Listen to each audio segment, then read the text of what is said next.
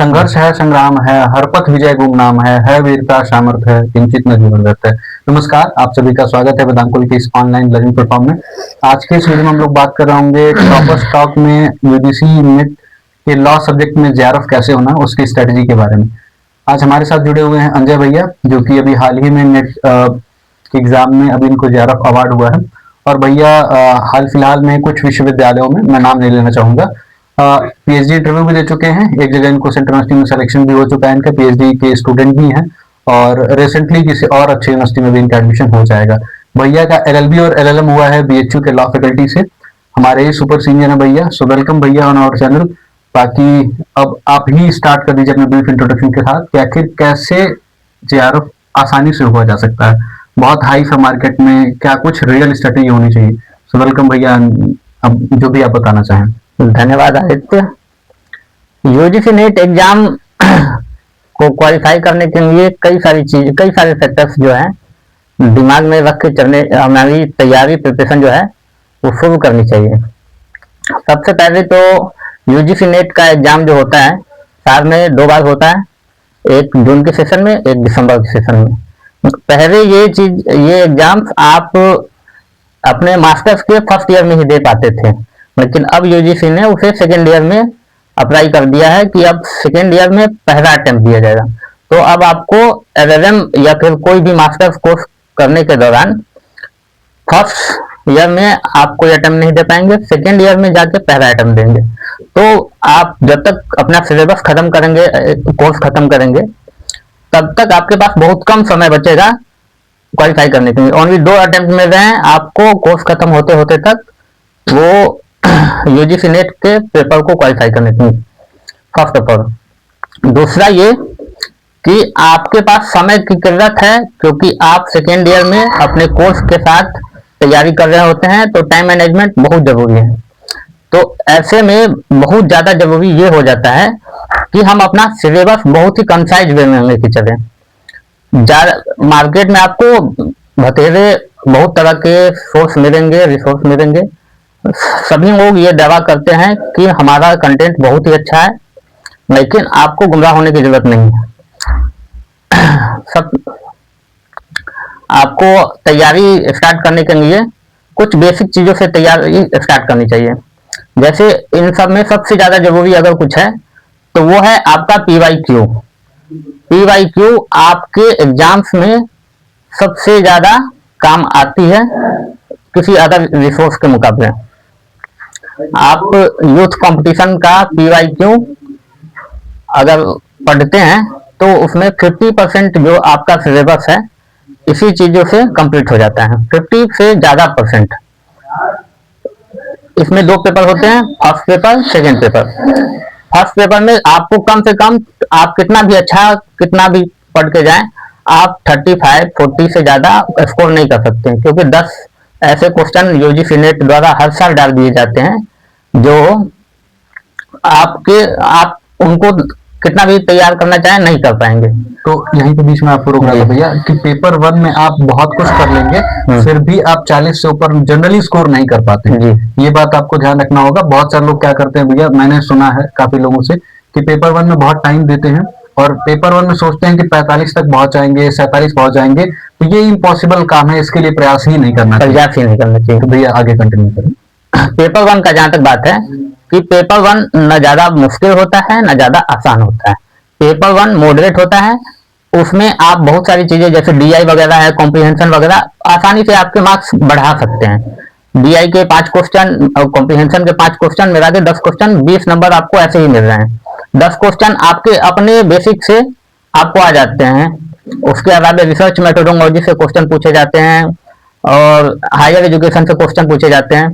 तो इन सबको मिला के काफी अच्छा स्कोर किया जा सकता है। आप कितने भी स्टूडेंट रहेंगे तो 23 क्वेश्चन आप बना पाते हैं, और ज्यादा अच्छा स्टूडेंट है तो आप 33 बना पाते हैं, 35 बना पाते हैं। तो 70 मार्क्स इस एग्जाम के हिसाब से काफी अच्छा है। तो पेपर 1 में आपको बहुत ज्यादा मेहनत करने की जरूरत नहीं है। कुछ बेसिक मैं चीजें बता देता हूँ आप उनको पढ़ के जाइए, आपको काफी हेल्प मिलेगी। भैया एक चीज मैं बीच में आपको फिर रोक रहा हूँ, बहुत ज्यादा रूमर्स फैला हुआ है एक बुक के बारे में, उसका नाम ले ही लेते हैं, नाम लेने में कोई बहुत दिक्कत नहीं, केवीएस मदान के बारे में। कि मैं बहुत लोगों से सुनता हूँ, मेरे भी बैचमेट्स कहते हैं कि जो अभी पीजी कर रहे हैं ना, पॉलिटिकल साइंस, हिंदी, हिस्ट्री, बहुत सारे सब्जेक्ट में, तो वो कहते हैं केवीएस मदान पढ़ लो, इतना स्कोर आ जाएगा, इतना आ जाएगा। भैया मैंने जहां तक देखा, बुक बहुत बल्कि है और बहुत टाइम टेकिंग है। तो आप जो रिसोर्सेज बता रहे होंगे, मुझे उम्मीद है कि आप उसके अकॉर्डिंग बता रहे होंगे कि केवीएस मदान को कवर करना है या नहीं करना है, या फिर और कौन से सोर्सेज हैं जिसमें केवीएस मदान के मुकाबले बहुत कम मेहनत लगेगी और आप स्कोर कुछ अच्छा ही कर पाएंगे। जी, जहां तक केवीएस मदान की बात है आदित्य, केवीएस मदान की मोटाई और फॉन्टिंग अगर उसको कंपेयर किया जाए तो वो अपनी मोटाई के दोगुने मोटी किताब है वो। अगर कोई भी विद्यार्थी अगर कंसाइज वे में पढ़ना चाह रहा है तो वो केवीएस मदान को नहीं पढ़ने जाए तो बेहतर है। उससे ज्यादा बेहतर अगर आप कुमार भरत के वीडियोज देख पाते हैं, अगर आप यूथ कंपटीशन का ही आता है पेपर 1 के लिए PYQ, अगर उसको मंगा पा रहे हैं तो आप ज्यादा बेहतर एग्जाम के लिए तैयार रहेंगे केवीएस मदान को पढ़ने के मुकाबले। और दूसरी बात यह है कि अगर आप पेपर 2 के लिए जा रहे हैं तो पेपर 2 के लिए भी आपको हिंदी बुक पढ़ने की जरूरत नहीं है, ना हिंदी बुक्स ना नोट्स बनाने की जरूरत है। आपको मार्केट में बहुत अच्छे अच्छे नोट्स मिल जाएंगे यूजीसी नेट के लिए, जेआरएफ के लिए, जिसमें आप कम से कम 70 से 75 स्कोर करके आप अपना जेआरएफ क्वालिफाई कर सकते हैं। पेपर 2 के लिए अगर बुकलेट्स की बात की जाए, भैया मैं बीच में आपको 70 से 75 स्कोर या 70 से नहीं 70 से 75 क्वेश्चन, ठीक है भैया जी। बुकलेट्स की बात की जाए तो मैं ज्यादा बुक की बात नहीं करूंगा, मैं बेसिकली 3 चीजों को ही रिफर करूंगा। वाईजिंग के यूट्यूब चैनल पे जो वीडियोज हैं, वाईजिंग अपने यूट्यूब चैनल पे बहुत कम वीडियो डाले हुए हैं। अगर आप बेसिक्स समझना चाह रहे हैं तो आप उस वीडियो से जा सकते हैं, आपको काफी हेल्प मिलेगी। दूसरी बात, वाईजी का पेड सब्सक्रिप्शन का नोट्स मार्केट में आपको मिल जाएगा, इजीली अवेलेबल। हाँ, इजीली अवेलेबल है। आप उसको निकलवा लीजिए और उसको 2 हिस्सों में बांटिए। वाईजी और कृष्ण मुरारी सर का नोट्स मार्केट में आपको यूजीसी नेट के लिए हर दुकानदार के पास मिल जाए। बीच में आपको भी इंटरप्रेट करते हैं, कृष्ण मुरारी सर की बात कर रहे हैं जो डीयू में प्रोफेसर हैं। जी सर। और उसमें उनके बहुत सारे कंटेंट जो है वो आपको पब्लिकली मिल जाएंगे, वो भी मार्केट में इजीली अवेलेबल है। तो उसमें भैया जो स्पेसिफिक किसकी बात कर रहे हैं वो भी प्लीज एक्सप्लेन कर दीजिए, क्योंकि बहुत लोग को समझ में नहीं आता कि कौन से कंटेंट की बात हम मुरारी सर की कर रहे हैं। वाईजी का कृष्ण मुरारी सर का यूजीसी नेट और जेआरएफ के लिए एक कंटेंट पीडीएफ घूमता है। आप किसी भी दुकानदार के पास जाएंगे, वो 200 या 250 पेज की एक नोट प्रिंट आउट है। उसमें आधे आपके सिलेबस के काम की चीज है, आधे आपके सिलेबस के काम की चीज नहीं है। आप सिलेबस देखें, सिलेबस के अकॉर्डिंग उसको छांटे और उसको फिर पढ़ना स्टार्ट करें। कृष्ण मुरारी सर का हो गया। वाईजी का नोट्स मेनली आपके यूजीसी नेट को ध्यान में रखते हुए और आपके जुडिशियल सर्विस के एग्जाम के ध्यान में रखते हुए तैयार किया गया हुआ। वाईजी के नोट्स आप अपने सिलेबस को 2 मेजर हिस्सों में डिवाइड कर रहे हैं। सबसे पहले आपका जो पेपर 2 है उसका सिलेबस में मेजर और माइनर एक्ट्स हैं। मेजर्स में जैसे जूरिस्प्रूडेंस हो गया, सबसे ज्यादा इंपॉर्टेंट, कॉन्स्टिट्यूशन आपका बहुत ज्यादा इंपॉर्टेंट है, इंटरनेशनल लॉ आपका बहुत इंपॉर्टेंट है, ह्यूमन राइट्स से बहुत सारे क्वेश्चन आ जाते हैं, आईपीसी से क्वेश्चन आते हैं। तो ऐसे सब्जेक्ट्स जिसमें 5 से ज्यादा क्वेश्चन बन रहे हों उसको आप मेजर कैटेगरी में रखें, और ऐसे सब्जेक्ट्स जैसे ट्रेडमार्क हो गया, कॉपीराइट्स हो गए, हिंदू मुस्लिम लॉ वगैरह हो गए, तो एडमिनिस्ट्रेटिव लॉ भी है उसमें। तो ऐसे सब्जेक्ट को जिसमें 1, 2 या 3 मैक्सिमम 3 क्वेश्चन आप पूछा जा रहा है उसको आप माइनर में रखिए। मेजर की तैयारी आप डीपली करें, थोड़ा अच्छे से बेहतर से समझ के, क्योंकि वहां आप समझ विकसित करेंगे तभी आप उस क्वेश्चन को अटेम्प्ट कर पाएंगे। क्योंकि मेजर एक्ट्स जो भी है या फिर जो भी मेजर सब्जेक्ट्स हैं उसमें क्वेश्चन डायरेक्ट नहीं आते हैं, अंदर से आते हैं, काफी गहराई से। ये असर्शन रीजनिंग के भी क्वेश्चंस आ जाते हैं कि जैसे क्या है कि 3-4 स्टेटमेंट दे दिया और उस पे बेस्ड जो है वो क्वेश्चन पूछ लेते हैं। तो जो आप मेजर एक्ट को मेंशन कर रहे हैं तो वहां से ज्यादा ऐसे सवाल पूछे जाते हैं। जैसे मैंने कुछ IQ देखे थे, तो अभी जूरिस्प्रूडेंस से कुछ ऐसे सवाल ले लेगा, 3-4 स्टेटमेंट दे दिया और वैसे क्वेश्चन, तो उसी को आप मेंशन कर रहे हैं। हाँ, मेजर्स जो है कई कई बार ऐसा होता है कि उसमें भी आप पेपर 2 में आपको कॉम्प्रिहेंशन मिलेंगे। कॉम्प्रिहेंशन वहां सीधे ऐसे नहीं रहते कि कॉम्प्रिहेंशन में आपको उसके आंसर मिल जाए। आपको उस कॉम्प्रिहेंशन को पढ़ना है, उसके अपने ओरिजिनल फैक्ट्स में जाना है, केस के, अगर केस का है जिक्र उसमें तो केस के माध्यम से या फिर किसी भी माध्यम से, और फिर उस आधार पे आपको अपने क्वेश्चन हल करने हैं। तो पेपर 2 में भी कॉम्प्रिहेंशन आता है, लेकिन वो आपको आपकी जो सब्जेक्ट की समझ है उस आधार पे वो उसका जवाब देना होता है। तो दूसरी बात ये कि आपके जो मेजर्स जितने हैं, पेपर 2 में आपका टारगेट कम से कम 80 से 85 का होना चाहिए। पेपर 2 को तैयार करते समय मेजर माइनर एक्स जो है वो डिवाइड कीजिए, उस अकॉर्डिंग अपने सिलेबस को पढ़ना स्टार्ट कीजिए और PYQ लगाइए, और साथ में PYQ पढ़ने के साथ साथ आप अपना मॉक टेस्ट भी देते रहे। ये आपको इस अगर इस हिसाब से आप चलते तो आपको काफी हेल्प मिलेगी। तो भैया बहुत क्रिस्प तरीके से आपने बता दिया है सारी चीजें। कुछ और भी चीजें हैं जिस पे डिस्कस करना बहुत जरूरी होता है। नॉर्मली होता क्या है कि जब किसी भी आप अच्छे यूनिवर्सिटी से कर रहे होते हैं, भारत में कॉलेज कई प्रकार के हैं, आप सबको पता होगा। कुछ ऐसे भी हैं जहाँ से LLM का सर्टिफिकेट मिल जाता है, बहुत कम क्लास होती है और बस एग्जाम देने से काम चल जाता है। लेकिन BHU या फिर DU कुछ अच्छे सेंट्रल यूनिवर्सिटी से जब आप LLM परस्यू करते हैं तो होता क्या है भैया कि क्लासेस रेगुलर होती हैं ऑलमोस्ट। उस समय आपको मिड सेमेस्टर भी देना है, सेमेस्टर भी देना है, तो उस टाइम में कैसे टाइम मैनेज करना एक बहुत बड़ा प्रॉब्लम होता है और एक साइकोलॉजिकल प्रॉब्लम भी है, क्योंकि जब आप टाइम नहीं मैनेज कर पाते हैं तो फ्रस्ट्रेट होते हैं, फिर कहीं ना कहीं आप ट्रैक से हटते चले जाते हैं। तो ये बड़ी प्रॉब्लम है, इसको कैसे टैकल किया जाए? सबसे बड़ी बात यह है कि LLM में आपके क्लासेज कट हो जाते हैं। आप LLB में जितनी क्लासेज करते हैं, LLM में आपको उसके आधे क्लास करने होते हैं। मेनली दिन में 3 क्लासेज, अगर आप 3 क्लासेज कर रहे हैं तो आपके पास समय पर्याप्त बचता है। दूसरा बात यह है कि आप लास्ट सेमेस्टर तक आते आते सिर्फ आपके पास डिजर्टेशन बचता है, या फिर एक सब्जेक्ट और एक डिजर्टेशन बचता है।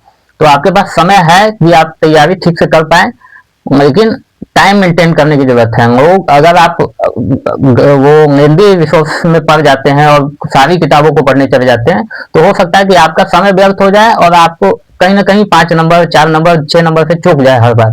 तो आपको अपनी तैयारी छोटी भी रखनी है और सटीक भी रखनी है। बाकी UGC नेट के एग्जाम में एक चीज और फैक्टर है, किस्मत का फैक्टर। किस्मत का फैक्टर इसलिए जरूरी है क्योंकि 2 सेशन में जो एग्जाम होते हैं, एक जून वाले में एक दिसंबर वाले में, दोनों में एक सेशन में आपका पेपर जो है एक में 5-10 नंबर का कटअप नीचे आता है, दूसरा दिसंबर वाले में कटअप ऊपर चला जाता है फिर से, क्योंकि वहां जो बच्चे अपीयर होते हैं जून वाले तक आते आते कहीं ना कहीं सेटल हो जाते हैं, नए बच्चों को टाइम नहीं मिल पा रहा है। तो कुछ कम बच्चे जब अपीयर होते हैं तो 5-10 नंबर और क्वेश्चन किस तरीके के पूछे जा रहे हैं, उसका डिफिकल्टी लेवल किस तरीके का है, इस आधार पे भी थोड़ा बहुत कटअप का ऊपर नीचे जाता है। अगर आपने वो क्वेश्चन अटेम्प्ट किया जो कटअप बढ़ा रहे हैं तो आप कटअप के अंदर आ जाएंगे, अगर आपने उस क्वेश्चन को छोड़ दिया जो कटअप बढ़ा रहे हैं तो आप कटअप से बाहर चले जाएंगे। और यही 4 नंबर 6 नंबर 10 नंबर के इर्द गिर्द लाखों बच्चे हर साल रह जाते हैं अलग अलग सब्जेक्टों ज्यादा होने से। तो भैया ये चीज रहा, एक बात और भी डिस्कस करना चाहेंगे वीडियो एंड करने से पहले कि नॉर्मली एक बहुत बड़ा प्रॉब्लम है और इस पे कोई बात नहीं करना चाहता है कि फर्स्ट अटेम्प्ट में कोई स्टूडेंट अपीयर होता है जी, और फर्स्ट अटेम्प्ट में कुछ मार्क्स से चूक जाता है, फिर इवन यहाँ तक होता है कि 3 कैटेगरीज हैं, JRF, PhD और ओनली PhD। तो सपोज बहुत सारे ऐसे स्टूडेंट्स हैं कि जिनके तीनों में किसी कैटेगरी में रिजल्ट नहीं बनते हैं, मतलब किसी में उनको जो सफलता नहीं मिली। फिर वहां भी एक होता क्या है कि इंसान फ्रस्ट्रेट होना स्टार्ट करता है, परेशान होता है कि अगली बार बैठे। फिर कहीं कहीं डर भी है क्योंकि जो एक रूल चेंज किया गया है कि आप PG फर्स्ट सेमेस्टर में अब नहीं बैठ सकते, तो इसका भी बहुत बड़ा इम्पैक्ट पड़ रहा है। तो क्या जैसे फर्स्ट ईयर के जो हमारी क्लासेस हैं उस टाइम से ही प्रिपरेशन स्टार्ट कर देना चाहिए कि या फिर जब हम थर्ड सेमेस्टर में जा रहे हैं, दिसंबर में हम एलिजिबल होंगे, फर्स्ट टाइम अपीयर हो रहे होंगे, तो क्या सही टाइम है जहां से हमें प्रिपरेशन को स्टार्ट कर देनी चाहिए, ये भी ध्यान में रखते हुए कि LLM में भी हमारे ग्रेड्स अच्छे आए और कहीं ना कहीं हमारी पूरी तैयारी इन पूरी एकेडमिक्स सिर्फ JRF की तरह ही नहीं चले जाए। तो मेरा सवाल बहुत इंपॉर्टेंट ये है कि कैसे एकेडमिक्स को मेंटेन रखते हुए JRF की प्रिपरेशन अच्छी रखी जाए। सबसे ज्यादा जरूरी अगर इसमें है कि आप अपने सिलेबस को अपने माइंड में रखें। आपका सिलेबस अगर आपके माइंड में है, और इसीलिए मैं कह रहा हूँ बार बार कि PYQ PYQ आपको अपने सिलेबस और सिलेबस से पूछे जा रहे प्रश्नों को ध्यान में रखने के लिए काफी इंपॉर्टेंट हो जाता है। कि जैसे आप अपने सिलेबस में देख रहे हैं कि जो स्टूडेंट्स है, जो स्टूडेंट्स के ये चैप्टर हैं, लेकिन आपके दिमाग में ये नहीं चल रहा है कि इस जो स्टूडेंट्स के चैप्टर से ये सारे क्वेश्चन बन सकते हैं। जब आप PYQ पहले देखते हैं, तो आप जब उस क्वेश्चन को या उस टॉपिक को दोबारा पढ़ने के लिए बैठते हैं, तो आपका दिमाग उस चीज को ज्यादा अच्छे बेहतर तरीके से समझता है कि आपने उस सवाल को पहले भी कहीं किसी सेट में देखा है। दूसरी बात कि आपके पास जब आप LLB में आते हैं, तब आप कई सारी चीजें पढ़ते हैं, कॉन्स्टिट्यूशन, IPC, एडमिनिस्ट्रेटिव, सारे जो भी सिलेबस का हिस्सा है लगभग वो चीजें पढ़ रहे हैं। दूसरी बात, आप LLM में भी वही चीजें पढ़ते हैं, तो साथ साथ आपकी तैयारी चल रही है, आपको बस रिकॉल करना है और थोड़ी सी बेहतर समझ बनानी है उस चीज को लेकर, ताकि कितना भी गहराई से सवाल पूछे जाए आप उसको आसानी से हल कर पाए। तो कुल मिला के भैया ये भैया का सजेशन ये है कि कंसेप्चुअल क्लैरिटी अगर आपके पास है और आप PYQ एनालिसिस अच्छे से करते हैं और कहीं न कहीं MCQ सॉल्व करते हैं, तो आराम से आपका JRF हो जाने वाला है, बहुत परेशान होके नहीं होगा जी। लेकिन जितना ही आराम से आप कुछ लिमिटेड कंटेंट पढ़ेंगे तो होने के चांसेस ज्यादा रहेंगे JRF आपके। भैया और अगर कुछ आप पर्सनली सजेस्ट करना चाहते हैं स्टूडेंट्स को तो बता सकते हैं, अदरवाइज इस वीडियो को हम लोग ऑफ करते हैं जी। और क्या करें, तो बस ये था। बाकी अगर कोई डाउट हो तो आप कमेंट बॉक्स कमेंट करिएगा या फिर टेलीग्राम ग्रुप को ज्वाइन करके वहां मैसेज कर सकते हैं। भैया के साथ हम और भी कुछ सेशंस करते रहेंगे। तब तक के लिए बहुत बहुत धन्यवाद। थैंक यू वेरी मच भैया, आपका भी बहुत बहुत धन्यवाद। आगे भी हम आपसे उम्मीद करते हैं कि आप स्टूडेंट की हेल्प करते रहेंगे। जी जी, बहुत बहुत धन्यवाद।